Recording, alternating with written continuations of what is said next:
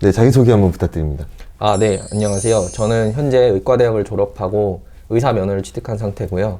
이제 병원에서 인턴과 레지던트를 준비하고 있는 정성훈이라고 합니다. 예, 그럼 저희가 서울대 나왔다고 들었어요. 그럼 서울대 의예과 나오신 건가요?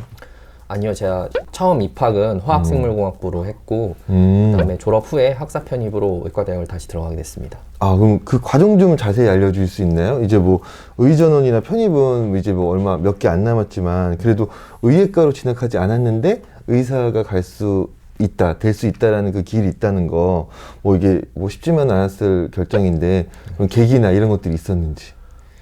제가 이제 공대 다니던 중에 학교 사이트 게시판에서 우연한 계기로 그 병원 봉사활동을 모집한다 그래서 신청을 하게 됐어요. 네네.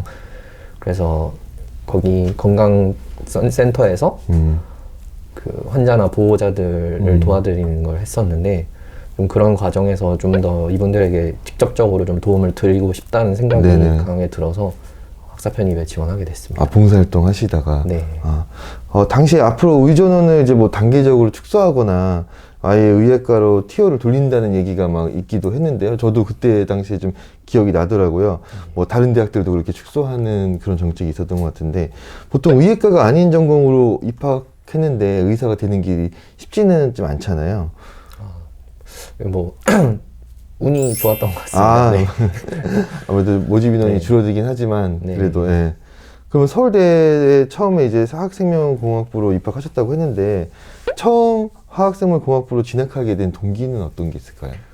제가 중고등학교 때는 순수 과학, 그 중에서도 이제 화학을 주로 많이 공부했었고 흥미를 가지고 있었는데, 이제 공부를 하다 보니까 이제 대학 진학을 할 때 자연스럽게 관련된 전공을 지망하게 됐던 것 같습니다. 수시로 가셨나요? 혹시 정시로 가셨나요? 저는 정시로 갔습니다. 정시로. 네. 실례가 안 된다면은 뭐 수능 성적이 혹시 어떻게 됐는지 알 수 있나요? 기억이 잘 나지는 않지만 수학이랑 영어는 아마 다 맞았던 것 같고요. 네. 하고 국어랑 그 탐구에서 몇 개 정도 틀렸던 것 같습니다. 그리고 그 서울대에 입학하면 뭐 동기들끼리 그런 얘기도 하나요? 뭐 얼마 수능 몇 점 받았냐? 뭐 그런 것들.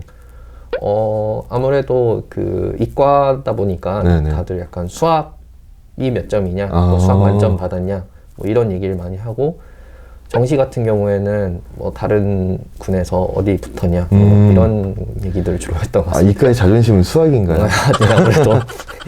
네, 아무래도 학생들이 제일 이 시기에 궁금해하는 게 고3 이제 겨울 방학이잖아요. 고3이 되기 직전에 겨울 방학이니까 뭐 어떻게 보내야 되는지, 그러니까 뭐 논술을 준비하려면은 뭐 이 시기에 뭐 어디를 가야 된다, 아니면은 계약해서 처음 보는 뭐 3월 모의고사가 수능 때까지 끝까지 간다, 뭐 이런 얘기들도 있고 뭐 많은데, 지금 이 시기에는 좀 어떠셨어요? 아마 가장 마음이 혼란한 시기가 아닐까 싶어요. 내가 어떤 입시 유형에 맞는 사람인지, 그래서 어디에 집중을 해야 할지, 그래서 집중을 하면은 또 좋은 성과가 있긴 할지 등등 여러 생각이 정말 많아집니다. 그렇죠. 이 시기에 그러면 주로 어떤 쪽으로 준비하셨는지 알 수 있을까요? 뭐 논술이나 수능 쪽이라든지, 아니면은 지금의 학생부 위주 전형 뭐 이런 쪽으로 준비하셨는지. 제 경험이 지금 대입 형태랑 네네. 맞지 않을 수 있는데요. 저 같은 경우는 우선 수능의 영향력이 좀 적은 전형 위주로 알아봤던 것 같아요. 네네. 지금으로 따지면은 학생부 종합 전형이죠. 종합. 네. 네네. 물론 그 당시에는 이제 논술 전형 인원도 네. 지금보다는 좀 더 많을 때여서 논술 전형도 네네. 알아봤던 것 같습니다. 논술 전형도 알아보고. 네. 그렇죠. 지금도 뭐 그런 전형들이 지금 다 지금 살아 있기 때문에 일부는 점차 규모가 줄어들고 있긴 하지만요. 네, 맞습니다.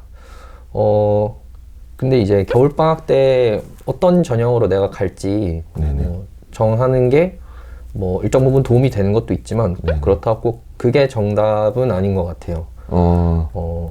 왜냐하면 실제로 마지막에 가보면은 반드시 내가 처음 마음먹었던 그 전형으로 꼭 진학을 하게 되는 것만도 아니라서요.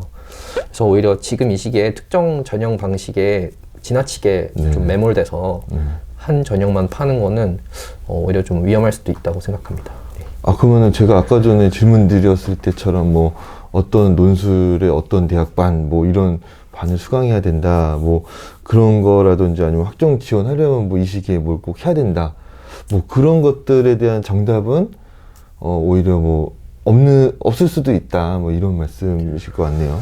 네, 비슷합니다. 지금 같은 경우는 정시는 네. 물론이고 수시 여러 전형들에서 네네.